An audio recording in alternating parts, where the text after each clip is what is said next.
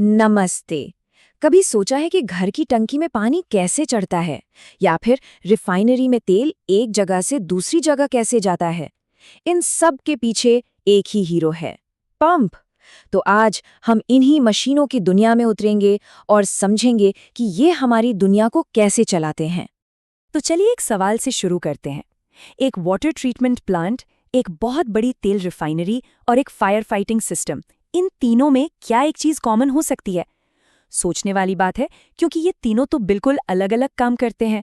तो जवाब है पंप्स। जी हाँ, ये वो गुमनाम नायक हैं जो पर्दे के पीछे रहकर हमारी पूरी इंडस्ट्री और हमारी रोजमर्रा की जिंदगी को चलाते रहते हैं। इनके बिना सच पूछिए तो आज की दुनिया की कल्पना करना भी बहुत मुश्किल है। तो आज के सफर में हम क्या क्या देखने वाले हैं? हम जानेंगे कि पंप असल में है क्या, ये कितने तरह के होते हैं, इनके अंदर की मशीनें काम कैसे करती हैं और असली दुनिया में इन्हें सुरक्षित और असरदार तरीके से कैसे इस्तेमाल किया जाता है। तो चलिए सबसे पहले शुरू करते हैं बिल्कुल बेसिक से। आखिर ये पंप है क्या भला और ये इतना जरूरी क्यों है? देखिए, सीधी सी बात है। एक पंप किसी मोटर की घूमने वाली ताकत को, मतलब मैकेनिकल एनर्जी को, तरल यानी लिक्विड को धकेलने की ताकत यानी हाइड्रोलिक एनर्जी में बदल देता है। बस इसी ताकत से लिक्विड एक जगह से दूसरी जगह पहुंचता है। और इनका इस्तेमाल अरे कहाँ नहीं होता। तेल और गैस इंडस्ट्री से लेकर हमारे घरों में आने वाली पानी तक, दवाइयां बनाने से लेकर आग बुझाने वाले सिस्टम तक, पंप्स हर जगह हैं और हर जगह इनकी भूमिका बहुत जरूरी है। अब ऐसा नहीं है कि सारे पंप एक जैसे होते हैं। मोटे तौर पर हम इन्हें दो बड़े परिवारों में बांट सकते हैं। चलिए इस बंटवारे को समझते हैं। पहला परिवार है डायनामिक पंप का। ये क्या करते हैं? ये लिक्विड को एक जबरदस्त रफ्तार देते हैं और फिर उसी रफ्तार को प्रेशर में बदल देते हैं। और दूसरा परिवार है पॉजिटिव डिस्प्लेसमेंट पंप का। ये बिल्कुल अलग तरीके से काम करते हैं। ये एक फिक्स्ड मात्रा में लिक्विड को फंसाते हैं और फिर उसे आगे धकेल देते हैं। तो एक रफ्तार पर फोकस करता है और दूसरा वॉल्यूम पर। यहाँ देखिए, बाईं तरफ जो है वो एक सेंट्रीफ्यूगल पंप है। ये डायनामिक परिवार का एक क्लासिक उदाहरण है। और दाईं ओर ये है एक प्लंजर पंप, जो एक पॉजिटिव डिस्प्लेसमेंट पंप है। आप देख सकते हैं, इनकी बनावट ही बता देती है कि इनके काम करने का तरीका कितना अलग है। चलिए अब थोड़ा और अंदर चलते हैं और देखते हैं कि ये सबसे आम तरह के पंप असल में काम करते कैसे हैं। सबसे आम पंप जो आपको लगभग हर जगह मिलेगा वो है सेंट्रीफ्यूगल पंप। ये डायनामिक परिवार से है और इसके दिल में होता है एक घूमने वाला पहिया, जिसे हम इम्पेलर कहते हैं।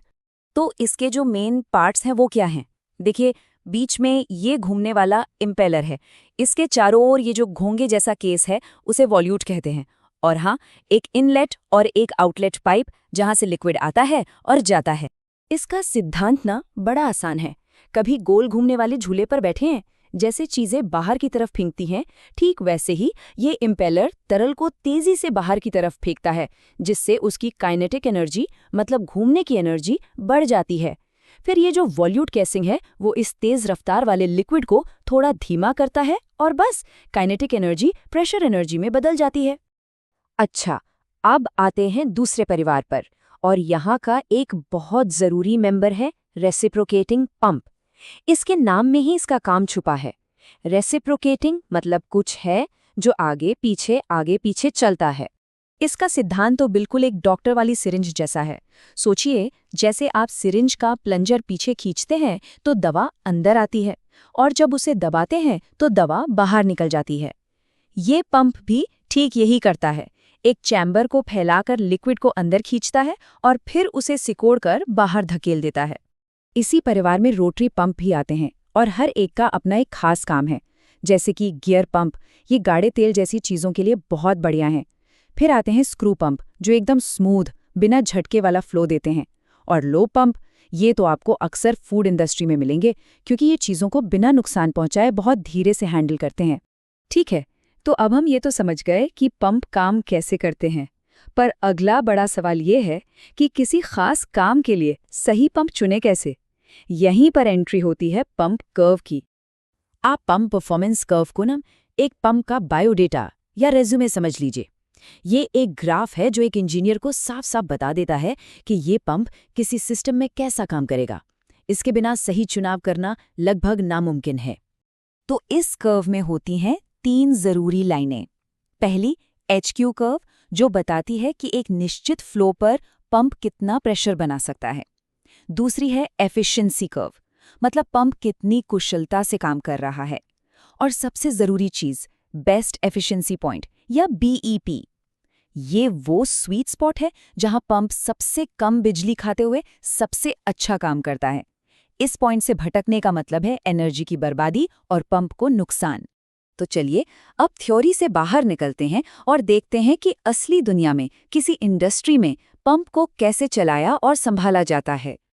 ये जो आप देख रहे हैं इसे PNID कहते हैं, यानी पाइपिंग एंड इंस्ट्रूमेंटेशन डायग्राम। आप इसे किसी इंडस्ट्रियल प्लांट का नक्शा समझ सकते हैं। ये दिखाता है कि कौन सा पंप, कौन सा वाल्व, कौन सा सेंसर कहाँ लगा है और वो सब आपस में कैसे जुड़े हैं। इसी से हमें कंट्रोल का पूरा लॉजिक समझ में आता है। अब एक बहुत जरूरी सेफ्टी पैरामीटर है मिनिमम सर्कुलेशन फ्लो, यानी MCF। ये वो कम से कम फ्लो रेट है जिस पर एक पंप बिना ओवरहीट हुए या खराब हुए लगातार चल सकता है। इसको ऐसे समझिए जैसे कार चलाने के लिए एक मिनिमम स्पीड चाहिए होती है ताकि इंजन बंद ना हो जाए, बस वैसा ही कुछ। तो सिस्टम खुद को बचाता कैसे है? देखिए, अगर फ्लो इस MCF से भी नीचे जाने लगता है तो एक ऑटोमेटिक कंट्रोल सिस्टम तुरंत एक रीसर्कुलेशन वाल्व खोल देता है। ये वाल्व क्या करता है? ये थोड़े से लिक्विड को वापस पंप के इनलेट में भेज देता है। इससे पंप के अंदर का टोटल फ्लो MCF से ऊपर बना रहता है और पंप डैमेज होने से बच जाता है। ये एक बहुत ही smart built in safety feature है। तो अब जब हम पंप्स के बारे में इतना कुछ जान गए हैं तो एक सवाल पर सोचते हैं। मान लीजिए एक पंप पानी के लिए बनाया गया है। अब अगर उसी पंप से हमें कोई बहुत ही ज्यादा खतरनाक एसिड भेजना हो तो क्या होगा? क्या उसके अंदर के पार्ट्स, उसकी बनावट वही रहेगी या हमें मटेरियल बदलना पड़ेगा? ये सवाल हमें इंजीनियरिंग में मटेरियल साइंस की अहमियत बताता है। इस पर जरूर सोचिएगा।